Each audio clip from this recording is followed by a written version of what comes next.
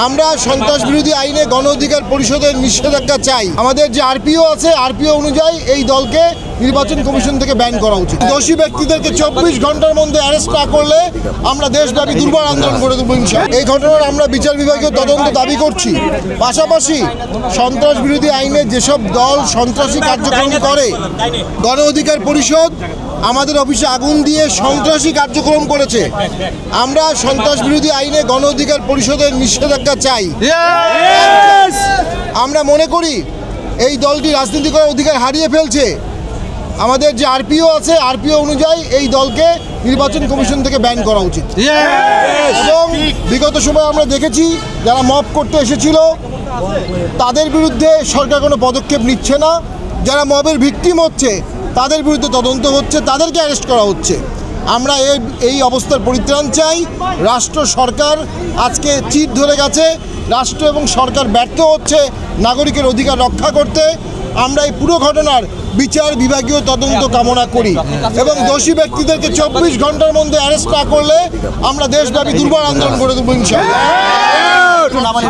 দেখা যাচ্ছে না যে বিগত যে এর আগে দুটি হামলা হয়েছে, সেই হামলার যদি সুষ্ঠু তদন্ত হতো তাহলে তৃতীয় ঘটনা ঘটতো না।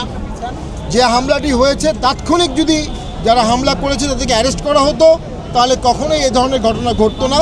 সরকার এ বিষয়ে উদাসীন। সরকার চেয়ে চেয়ে দেখছে আর মপতন্ত্রের রাজত্ব চলছে, মপকারীরা মপ করে যাচ্ছে। সরকার এই চেয়ে চেয়ে দেখার কারণে আজকে মানুষের জীবন সম্পত্তি আজকে হুমকির সম্মুখীন হয়েছে। সরকার দায় এড়াতে পারবে না। আমাদের 24 ঘন্টার মধ্যে যা দোষী ব্যক্তি তাদেরকে শনাক্ত করে অ্যারেস্ট করা না হলে আমরা দেশব্যাপী দুর্বার আন্দোলন করব। পাশাপাশি গণ অধিকার পরিষদকে তাদের এই সন্ত্রাস বিরোধী কার্যকলাপের জন্য আমরা নিষিদ্ধের দাবি জানাচ্ছি।